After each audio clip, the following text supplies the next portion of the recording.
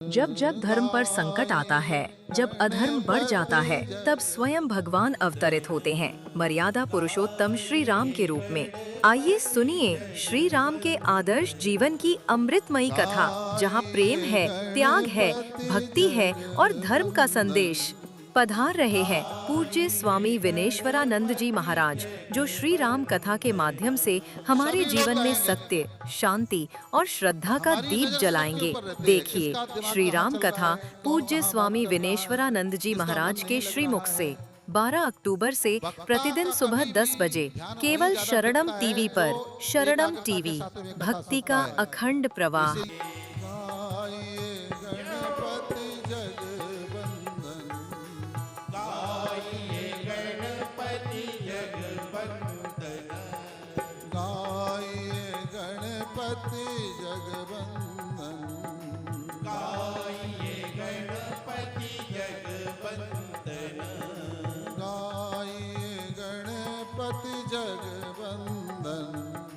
गाइए गणपति जगवंदन। बोले गणपति भगवान की। इसके बाद बाबा जी स्पष्ट कर दिया कि बाबा जी ने रिद्धि सिद्धि के लिए याचना नहीं की। बसहु, बाबा जी ने क्या कहा, करहु कृपा सुंदर शब्दायक, और बसहु राम सिय मानस मोरे। किसके लिए बार बार वंदना करते हैं? बसहु राम सिय मानस मोरे। मेरे हमारे मानस में, हमारे चिंतन में, हमारी बुद्धि में भगवान बैठ जाएं। और जब भगवान बैठ जाएंगे बुद्धि में, तब क्या हुआ? भगवान ही भगवान निकलेंगे। भगवान की ही कथा कहोगे, भगवान की कथा सुनोगे, भगवतमय हो जाओगे। इस मानस में जो बिठा लोगे महाराज, आप वही बन जाओगे। ध्यान रखना, आपको जो कुछ भी बनना हो इस मानस में बिठा लेना। मानस का मतलब मानसिक, आपके विचारों में, चिंतन में। एक बात नोट कर लीजिए कि जो व्यक्ति जैसा सोचता है वैसा करता है और वही बन जाता है। भोगवादी बनना है तो भोग का चिंतन खूब करो, भोगी बन जाओगे। अगर योगी बनना है तो भगवान का चिंतन करो, योगी बन जाओगे। तो अपने बुद्धि में आप जो कचरा भरते रहोगे, अच्छी चीज भरना है तो अच्छे बनोगे, कचरा भरोगे तो कचरे के डिब्बे बन जाओगे। इसके बाद बाबा जी पुनः गुरु की वंदना करते हैं बार बार, और कहते हैं कि जब तक गुरु की कृपा ना हो जाए तब तक तो जीव भला आगे कैसे बढ़ सकता है। और भगवान जो है गुरु के चरणों की रज की वंदना करते हैं। ये चरण की रज कोई साधारण चीज नहीं है महाराज। कहते गुरु के चरणों की रज जो है ना, वो क्या है? ये समन अमी अमूर में चूरन चारू। अरे बंदाऊ गुरु पद पदम परागा, बंदाऊ गुरु पदम परागा, सुरुचि सुबास सरस अनुरागा, सुरुचि सुबास सरस अनुरागा, अमीय मोरी में चूरन चारू, अमय मोरी मय चूरन चारू, समन सकल भवरुज परिवारू, समन सकल भव रुज परिवारो। रज की वंदना करते हैं। और ये कहते हैं ये क्या है? ये अमर, ये संजीवनी बूटी है। मगर ये कौन सा रोग दूर करने वाली है? भव रुज परिवार। ये भव रोगों से मुक्ति दिलाने वाली है। साधारण लोग नहीं समझ पाते कि क्या बाबा जी क्या बोल रहे हैं। तो एक शिष्य था, वह शिष्य जो है सुना इस चौपाई को, और चौपाई को सुनने के बाद में जाकर के गुरु जी के पास में गया और गुरु के चरणों को धो करके ले आया और उसी को सबको बांटने लग गया। कोई भी बीमारी हो और गुरु के चरणों की वो जो धो करके लाया था जो है वही 2-2 आचमनी रोज देने लग गया। मगर देखिए श्रद्धा विश्वास बड़ी जो है प्रगाढ़ थी, तो महाराज लोग ठीक होने लग गए, बीमारियां ठीक होने लग गई, उसके यहाँ भीड़ लगने लग गई। जब भीड़ लगने लग गई तो गुरु को पता चला कि मेरा शिष्य तो बहुत आगे बढ़ गया है, अरे ये तो लोगों को लोक कल्याण कर रहा है और लोगों की बीमारियों को दूर कर रहा है। तो एक दिन गुरु जी धर धम के शिष्य के यहाँ और जाकर जैसे पहुंचे तो जो है शिष्य जाकर के चरणों में गिर गया, स्वागत सत्कार किया और स्वागत सत्कार करने के बाद में जो है उसने गुरु जी ने पूछा, बोले बेटा ये बता ये डॉक्टरी कहाँ से सीख ली तूने? अरे बोले गुरुदेव कुछ मत कहिए, सब आपके चरणों के रज का प्रताप है। अरे बोल सही, बोल तो सही, इतना ख्याति प्राप्त कर रहा है समाज में, कहाँ से डॉक्टरी सीख ली तूने, सबको ठीक कर रहा है?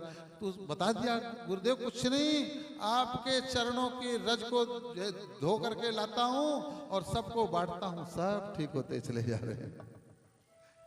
बोले सदगुरुदेव भगवान की है? गुरु को लगा है मेरे पैरों में मेरे चरणों में इतना जादू है कि मेरे चरणों को धो करके और लोग पिए तो ठीक हो जाए सब। अरे वाह! और गुरु जल्दी वहां से गए। जब मेरे चरणों में ये कर्तव्य है तो मैं तो और जितना चाहूं ड्रम भर धो करके रख लूं, लोगों को पिलाऊं। और जो है गुरु जी ने भी लगा दिया बोर्ड, यहाँ हर प्रकार की बीमारी का इलाज होता है। लोग आना प्रारंभ हुए, गुरु अपने चरण धो धो करके और लोगों को गिलास भर भर के पिलाने लग गए। ठीक होना तो दूर महाराज, बीमार होने लग गए लोग। और जब बीमार होने लग गए तो गुरु के पास में डंडा लाठी लेकर के आ गए। जब डंडा लाठी लेकर के आए तो गुरु शिष्य के पास में गया और जाकर के पूछा, बोले सच बता तू क्या मिलाता है इसमें, इस जल में कुछ ना कुछ मिलाता है? बोले हाँ मिलाता हूं। तो बोले तूने मुझे बताया क्यों नहीं है? बोले गुरुदेव मैं अपनी श्रद्धा इसमें मिलाता हूं। बोले भक्त वत्सल भगवान की। तो ऐसे गुरु की वंदना करते हैं बाबा जी। और इसके बाद में आगे बढ़ते हैं। सबकी वंदना, अभी तो केवल वंदना का क्रम है। कोई अच्छा कार्य करने जाओ ना महाराज, तो सबसे पहले आपको वंदना सबको बनाना चाहिए, सबको पटियाना चाहिए, सबका आशीर्वाद लेना चाहिए, है ना। और यहां तक कि बाबा जी तो अभी जो है असज्जनों की भी वंदना करेंगे, कुटिल स्वभाव के लोग उनकी भी वंदना करेंगे। तो आगे वंदना करते हैं और इसके बाद में इस ब्राह्मणों की वंदना करते हैं।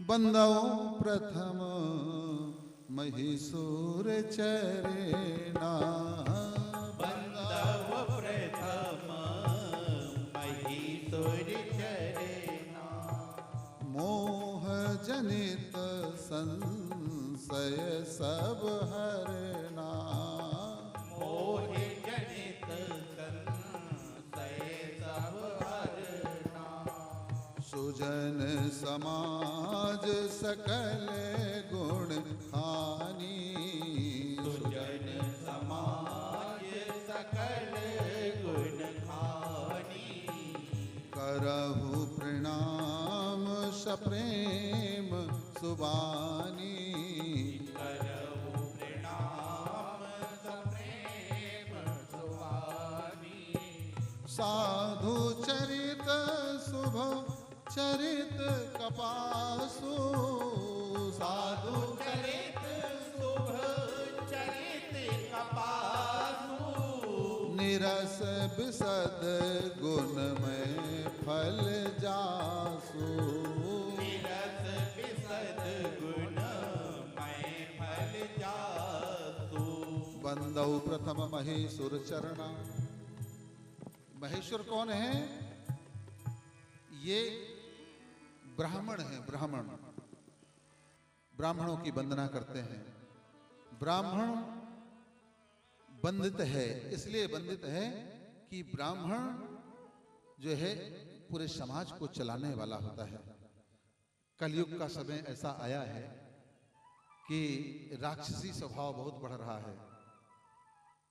ऐसी कुछ पार्टियां आ गई हैं, अपने अपने मतलब के लिए पूरे समाज को नष्ट भ्रष्ट कर दी हैं।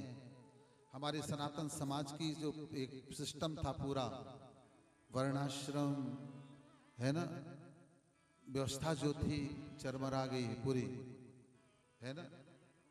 तो जबकि ब्राह्मण पूज्य होता है, पूज्य हो रहेगा, पूज्य होता आया है। अब इसमें कोई ये सोचे कि जैसे लोग ऐसा भ्रमित कर दिए हैं पार्टियों वाले ना, कोई वामपंथी पार्टियां हैं, लेफ्ट पार्टियां हैं, और सबसे बड़ी खतरनाक तो एक ही पार्टी थी जो अभी तक शासन करी है, सब जानते हैं।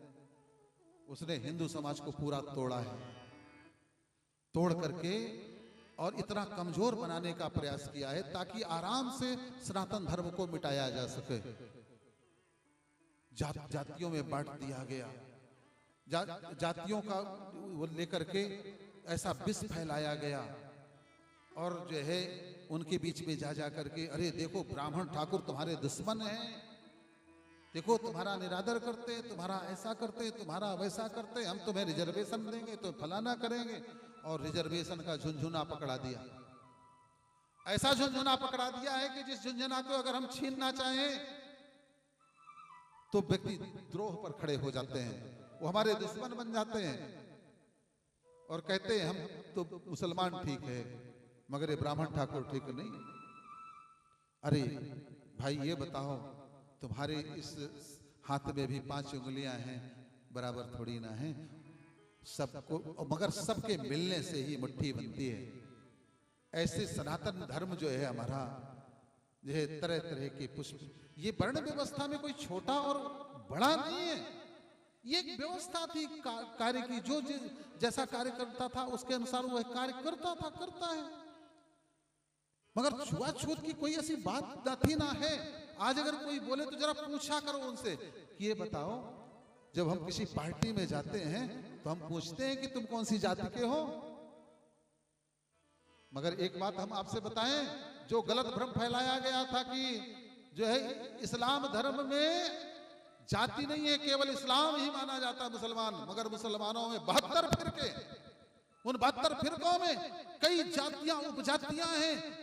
उन मुसलमानों से जाकर पूछना कि वो जो है उनमें भी, उन जातियों में वो लोग पानी नहीं पीते, छूते नहीं, उनको जो है अभी कुछ मानिए शिया सुन्नी का देख लीजिए झगड़ा। सुन्नी कहते हम सियाओं को जो है पानी नहीं पीते, सियाओं के यहाँ है, तो अभी उसमें तो और 72 फिरके, उसमें भी पता नहीं कितनी कितनी जातियां हैं।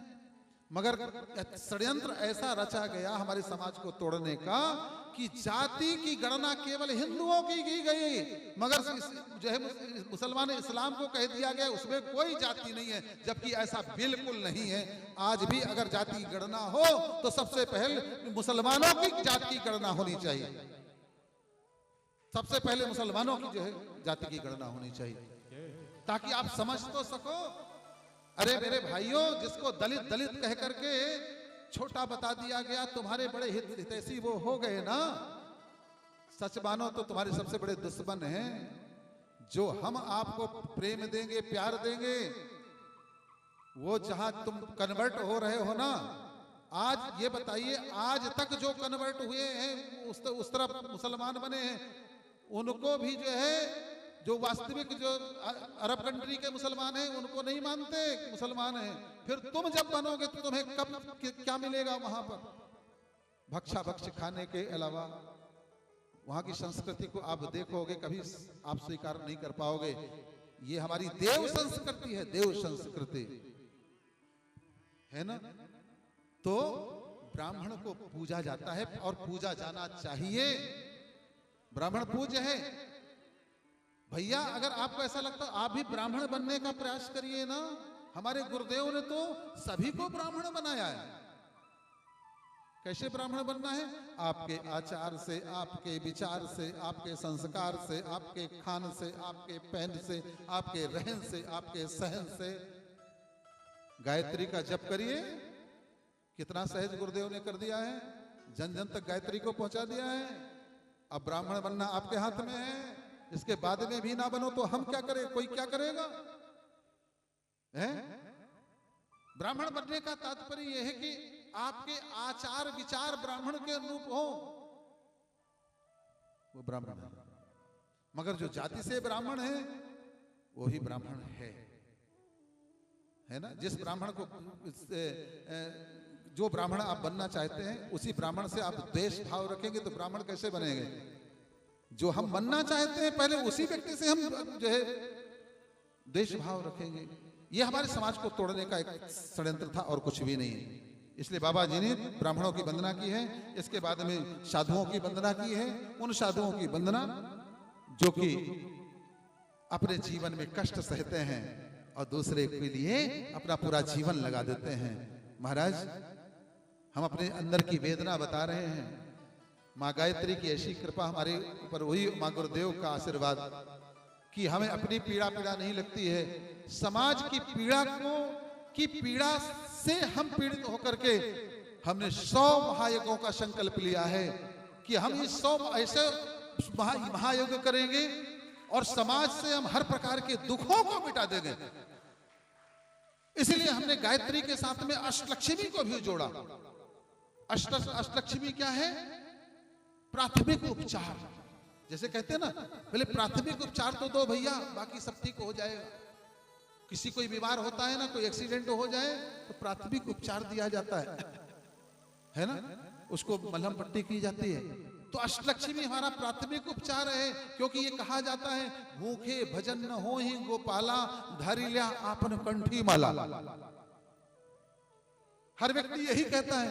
अरे अस्वाभाविक बात है, जब धन नहीं होगा, जब तन नहीं होगा, जब आपके घर में समस्याएं होंगी, आपका मन कहां लगेगा भगवान में, कहां लगेगा जप में? तो हमने क्या किया? अष्टलक्ष्मियों को जोड़ा कि हे माते, आप सब गायत्री ही हैं, गायत्री से अलग कुछ भी नहीं है, ये सब गायत्री की ही शाखाएं हैं, मगर ये तुरंत आपकी समस्याओं का समाधान करेंगे। इसके बाद गायत्री तो सब कुछ देने वाली है ही। स्तुता मया वरदा वेद माता प्रचोदयन्ताम पावमानी ध्वजानाम आयु प्राणम प्रजाम पशुम कीर्तिम द्रविड़म ब्रह्म वर्षम मह्यम दत्वा ब्रजत ब्रह्मलोकम। फिर सब कुछ देने वाली गायत्री है। तो आइए उसी वेदना से हम ये जो है, आप भी, आपके अंदर भी वेदना अगर है तो मेरी आवाज जहां तक आस्था के चैनल के माध्यम से जा रही है, तो मैं उन महानुभावों को जिनके पास में मां लक्ष्मी विराजमान है, मैं उन लक्ष्मी पुत्रों से आवाहन करूंगा कि आप भी अपने क्षेत्र में ये अष्टलक्ष्मी, हमारा अष्टलक्ष्मी गायत्री महायज्ञ का जो है आयोजन करवाएं और मां लक्ष्मी का यजन करें। वो लक्ष्मी जी भी आपको आशीर्वाद देंगी और नारायण विष्णु भगवान तो आपको देंगे ही देंगे। गायत्री तो प्रसन्न होगी आपके ऊपर। और एक यज्ञ महाराज, ये 108 कुंडी यज्ञ जहां होता है, कहते हैं शास्त्र प्रमाण है कि 50 कोस तक का क्षेत्र वहां पॉजिटिव ऊर्जा से ओतप्रोत हो जाता है। वहां पर तरह तरह के जो क्लेश हैं, दुख हैं, संताप हैं, वो मिटते हैं, समाप्त होते हैं। और जो जुड़ता है, जो करता है, उसके जीवन में तो खुशियां आती ही आती हैं। कुछ बातों को छोड़ करके हर बात को इससे नहीं जोड़ना चाहिए। अरे हम यज्ञ किए थे, हमारे घर में कोई मर गया, अरे भैया ये तो होना ही है, ये तो क्रम है जीवन का, प्रारब्ध को टाला नहीं जा सकता। आप मरने के लिए आए, प्रारब्ध में बहुत बड़ा कोई कष्ट आपके जीवन में हो अगर था, मगर इससे आपको वह कष्ट बहुत छोटा सा हो जाएगा, ये हम गारंटी देते हैं, है ना। तो अवश्य करवाइए अष्टलक्ष्मी जो है। अगर आप नहीं करवा सकते हैं तो जैसा हमारे यहाँ राजकुमार पटेल और ज्योति पटेल जी, ये हमारे इसके आधार हैं। ये यजमान जिस तरह से इनके अंदर माँ लक्ष्मी बैठ करके इन्होंने 21 महायज्ञ का मुख्य यजमान बनने का संकल्प लिया है ना। आप भी बन सकते हैं, आप भी आगे आइए, आप भी जो है हाथ बढ़ाइए आगे, आप भी जो है संकल्प करिए। ऐसा शुभ संकल्प हम भी करेंगे। नहीं कर सकते हैं तो एक सुंदर सा है, 2 लाख के यजमान बनिए, आप अपने क्षेत्र में करवाइए, मुख्य यजमान आप रहिए, साइड यजमान और बना लीजिए, जो 4 1-1 लाख के हो गए। इसके बाद में और फिर जो जुड़ेंगे, लक्ष्मी का यज्ञ है, कोई कमी नहीं होने पाएगी। और श्रेय किसको मिलेगा? बोले हमने करवाया है। विचार करना, आप एक छोटी सी भागवत भी अगर घर में सुनेंगे तो 2-3 लाख रुपया आराम से खर्च हो जाएंगे। मगर उसी 2-3 लाख को अगर हमारे साथ में जुड़ करके अगर करेंगे तो क्या हो जाएंगे आप? हमने 108 कुंडी यज्ञ करवाया है और साथ में भागवत भी करवाई है और साथ में चैनल पर पूरे विश्व देखा है हमारी कथा को, यादगार बन जाएगी। भागवत तो सुन लोगे, 7 दिन में अपने वही मोहल्ले पड़ोस को और रिश्तेदारों को बुला करके खत्म हो जाएगा। मगर अगर हमारे इस माध्यम से अगर भागवत सुनोगे आप और अष्टलक्ष्मी यज्ञ करवाओगे आप, इतिहास हो जाएगा आपका। और उस 108 100 यज्ञ की आप एक मोती के रूप में होंगे आप, क्योंकि उस मोती की आप, उस माला की एक मोती आप भी बनेंगे। भगवान से प्रार्थना करके जाना कि माँ हमें भी ऐसी कृपा करो कि हम भी मुख्य यजमान बने। कुछ मांगना ना मांगना, मगर ये मांग लेना कि हे माँ ऐसी कृपा करना कि मुझे भी मुख्य यजमान बनने का जो है सौभाग्य देना, मैं भी आपको मुख्य यजमान बन करके एक बार कथा का जो है यज्ञ कर सकूं, जीवन धन्य हो जाएगा। और फिर हमेशा तो जुड़े ही रहिए। ये जो यात्रा हमारी है, इसमें हर जहां तीर्थ क्षेत्र में करिए, निकालेंगे तो सब कुछ निकलेगा। तन भी बचेगा, मन भी बचेगा और धन भी बचेगा। ये बचाने से बचता है। तन भी अगर संसार से बचाओगे तो बचेगा, मन भी बचाओगे तो बचेगा और धन भी बचाओगे तो बचेगा। और नहीं फिर संसार तो ऐसा है भैया कि जितना डालते जाओ खाली की खाली है ना। एक पोस्ट ऑफिस बॉक्स होता था ना, रोज लोग डालते थे चिट्ठियां, मगर जब दूसरे दिन फिर खाली का खाली, क्योंकि निकल जाती थी। नित्य डालते रहो किंतु खाली की खाली। तो संसार के भोगों में तो जितना भी लगाओगे, कम कर्जा ले लेकर के भी लगाओगे तो भी कुछ नहीं होने वाला है। जितने में उतने संतोष रखो, जीवन को सुधारो। आपका जीवन सुधरेगा, परिवार सुधरेगा, संस्कार जागेंगे, देवताओं का आशीर्वाद प्राप्त होगा, तो छोटे से कमरे में रह करके भी आप वो आनंद ले पाओगे जो कि महलों में रहने वाला नहीं ले पाएगा। महल तो बना लिया मगर वो देवताओं का आशीर्वाद से वंचित रह गए। तो महल थोड़ी सुख देते हैं, शांति देते हैं। अगर महल सुख देते तो लोग बाबा क्यों बनते, झोपड़ी में जाके क्यों सोते, है ना। तो करना चाहिए। तो इस साधु को जो है बाबा जी ने कहा, ये मुद मंगल में संत समाजो। ये कैसा है? ये संत का समाज जो है सबका कल्याण करने वाला है। जो जड़ जंगम तीर्थ राजो, ये कैसा? ये प्रयाग की तुलना बाबा जी ने की है। ये साधु समाज क्या है? चलता फिरता प्रयाग है महाराज। एक प्रयाग तो वह है जहां आप जाकर के अभी जो है जब मकर राशि में सूर्य जाएंगे तो वहां वास करोगे, आप त्रिवेणी में स्नान करोगे। मगर ये संत समाज चलता फिरता प्रयाग है। जो वहां ना जा सके वो संत समाज रूपी प्रयाग में आकर के और गोते लगाए तो जो है वो उसके अंदर जो वो ज्ञान कर्म और भक्ति की धारा प्रवाहित हो रही है, उसी में गोते लगाइए। तो क्या होगा कि मज्जन फल पे खिए तत्काला, मज्जन फल पे तत्काला, मज्जन फल पे खिए तत्काला, मज्जन फल देखी तत्काला, का बकही मराला, काक होई पिको बकही मराला। सुनी आचरज करे जन कोई, सुनी आचरज करे तभी कोई।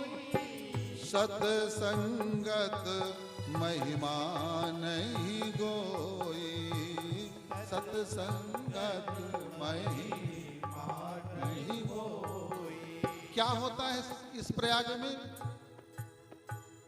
मज्जन फल पेखिए तत्काला, काक होहि पिकु बकही मराला। मज्जन करोगे, इसमें गोते लगाओगे तो क्या बन जाता है व्यक्ति? काक होहि पिकु बकही मराला। कौवा से कोयल बन जाता है। क्या बन जाता है? कौवा की जो आवाज कैसी होती, कर्कश होती है ना, काव काव जब करता है तो किसी को अच्छी नहीं लगती है। लोग कहते मारो तो जरा इसको पत्थर भगा, मगर वही कोयल अगर आके कोंकने लग जाए तो सब निकल के, लगता कोयल कहीं बैठी है, कहाँ दिख जाएगी, कितनी सुंदर जो है बोली बोल रही है। विचार करना कि ऊपर से तो कौवा और कोयल का स्वरूप एक जैसा होता है, वो भी काला है, वो भी काली कलूटी है, जो वो भी, मगर फर्क कहाँ है? अंतःकरण में, अंदर परिवर्तन कहाँ है? अंदर है। उसकी वाणी सुंदर है और कौवा की वाणी कर्कश है। तो जब हम संत समाज रूपी प्रयाग में स्नान करते हैं तो हम क्या बनते हैं? अभी हमारी बुद्धि काम क्रोध लोभ मोह से ग्रसित होने के कारण हम जब बोलते हैं तो स्वार्थ का बोलते हैं, काम का, अपने स्वार्थ के लिए, हमारा हमारा मेरा मेरा मेरा, स्वार्थ के लिए बोलते। मगर जब संत समाज रूपी प्रयाग में हम गोते लगाएंगे महाराज तो क्या बोलेंगे? कोयल बन जाएंगे। अर्थात हम ऐसी वाणी बोलेंगे, ऐसे कर्म करेंगे, सबको अच्छे लगेंगे, सब हमको चाहने वाले होंगे, सब प्रेम करेंगे, हमारा कोई दुश्मन नहीं होगा, है ना? वाणी तो सब कुछ करवाती है। तो ये है महाराज आपके चलते फिरते हुए संत समाज का प्रभाव। बोले इसमें कोई बदला? बोले हाँ, वाल्मीकि नारद घट जोनी, निज निज मुखिन कही निज होने। कौन कौन बदला? बोले वाल्मीकि जी, अगर जो है नारद जी और अगस्त जी ने, सबने अपने अपने मुखों से इसका वर्णन किया है। सत्संगत करना चाहिए। इसके बाद में, क्योंकि ध्यान रखना, बाबा जी ने आगे लिख दिया, एक और चेतावनी के रूप में लिखा है, कोई ये मत सोच ले कभी भी कि बिना सत्संग किए हमारा कल्याण हो जाएगा। इस धरा पर चराचर जगत का जीव कितने प्रकार से उत्पत्ति होती है इस संसार में? 4 प्रकार की उत्पत्ति होती है। अंडज, पिंडज, स्वेदज, उदय। जीवन की हर समस्या का समाधान अष्टलक्ष्मी गायत्री महायज्ञ में बने यजमान गायत्री पुत्र महाराज स्वामी विनेश्वराचार्य जी के सानिध्य में विश्व कल्याण, व्यक्ति कल्याण के लिए 108 कुंदी अष्टलक्ष्मी गायत्री महायज्ञ 100 यज्ञों का संकल्प लिया गया है, जिसमें आप भी यज्ञ के यजमान बनकर या सदस्य बनकर अपने जीवन की समस्या का समाधान एवं विश्व कल्याण के लिए इस महायज्ञ में सम्मिलित हो सकते हैं। महाराज जी का अगला महायज्ञ 3 नवंबर से 9 नवंबर तक शुक्रताल की पावन भूमि मुजफ्फरनगर में यूपी में होने जा रहा है। यज्ञ के साथ श्रीमद् भगवत कथा भी आयोजित है, जिसमें आप भी सम्मिलित हो सकते हैं। आपके रुकने भोजन प्रसाद की पूर्ण व्यवस्था यज्ञ स्थल पर दी जाएगी। संपर्क करें 9827283861।